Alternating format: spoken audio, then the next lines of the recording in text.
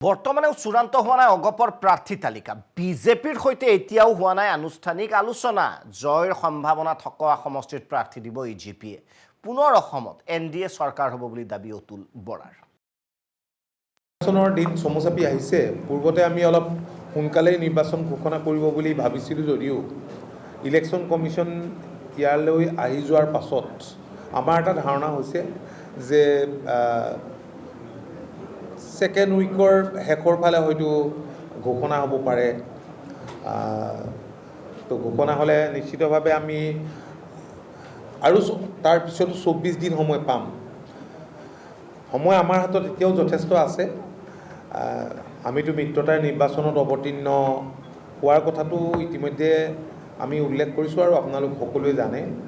গতিকে আনুষ্ঠানিক আলোচনা এতিয়ালৈকে নোহোৱাৰ বাবে আমি খাটাংকৈ কোনবোৰ চিটত অৱতীৰ্ণ হ'ম সেই কথা ক'ব পৰা হোৱা নাই।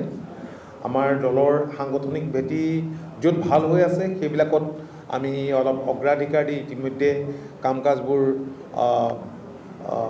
কাম কাজৰ গতি আমি বৃদ্ধি কৰিছোঁ আৰু আমি নিশ্চিত যে এইবাৰ তৃতীয়বাৰ এনডিএ এবাৰ হেট্ৰিক কৰিব আৰু চৰকাৰ হ'বই। কৰা নাই আমি ছাৰ্ভে টাৰ্ভে কৰি আছোঁ। ছাৰ্ভেটো বেলেগ বেলেগ সময়ত বেলেগ বেলেগ ওলায়। গতিকে তাৰপিছত আমি সিদ্ধান্ত ল'ম। উইনিং পচিবিলিটি য'তেই আছে তাৰ সেই সমষ্টিবিলাকৰ কথাই আমি ভাবিম। নহয়, মইতো কৈছোঁৱেই অনানুষ্ঠানিকভাৱে নাই হোৱা বুলি কোৱা নাই। মই আনুষ্ঠানিক আলোচনা হোৱা নাই বুলি কৈ আছোঁ। মই কৈছোঁ যে আনুষ্ঠানিক আলোচনা হোৱা নাই। নাই, বুজিছোঁ।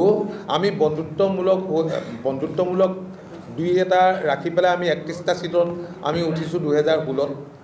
২০২১ত আমি ২৯টা চিটত আমি উঠিছোঁ। গতিকে ৮০টাৰ লগত এইকেইটা যোগ লগালে বাৰু সিমানেই ধৰকচোন। সেই তেতিয়া কিমান হয়? আৰু কিছু চিট বাকী থাকে। কিবা হ'ব, ভালেই হ'ব। থাকিবই আৰু নিৰ্বাচন আহিলে এনেকুৱাতো হ'বই। ইয়াত অস্বাভাৱিকতা একো নাই। এইবিলাক আলাপ আলোচনাৰ মাজত ঠিক হয়। এনেকুৱাই হৈ আছে, আগতেও হৈছে।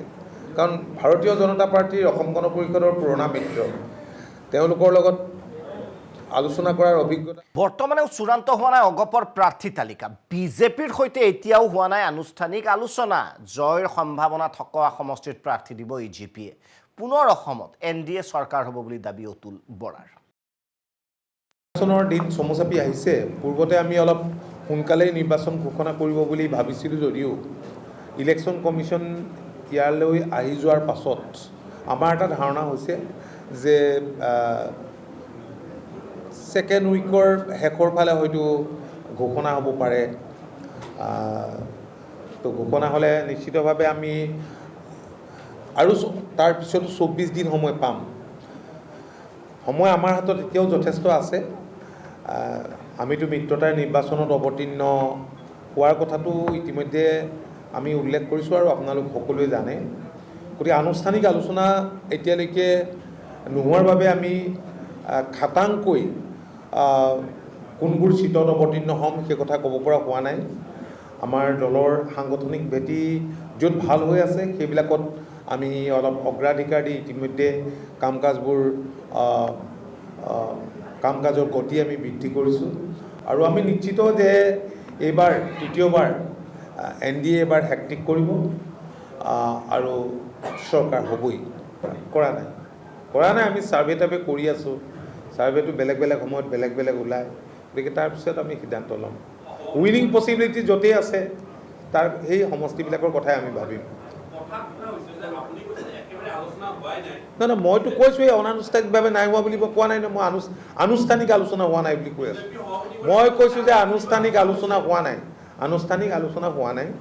নাই, বুজিছোঁ। আমি বন্ধুত্বমূলক দুই এটা ৰাখি পেলাই আমি ৩১টা চিটত আমি উঠিছোঁ ২০১৬ত। ২০২১ত আমি ২৯টা চিটত আমি উঠিছোঁ। গতিকে ৮০টাৰ লগত এইকেইটা যোগ লগালে বাৰু সিমানেই ধৰকচোন। সেই তেতিয়া কিমান হয়? আৰু কিছু চিট বাকী থাকে। কিবা হ'ব, ভালেই হ'ব। থাকিবই আৰু নিৰ্বাচন আহিলে এনেকুৱাতো হ'বই। ইয়াত অস্বাভাৱিকতা একো নাই। এইবিলাক আলাপ আলোচনাৰ মাজত ঠিক হয়। এনেকুৱাই হৈ আছে, আগতেও হৈছে। কাৰণ ভাৰতীয় জনতা পাৰ্টীৰ অসম গণ পৰিষদৰ পুৰণা মিত্ৰ, তেওঁলোকৰ লগত আলোচনা কৰাৰ অভিজ্ঞতা।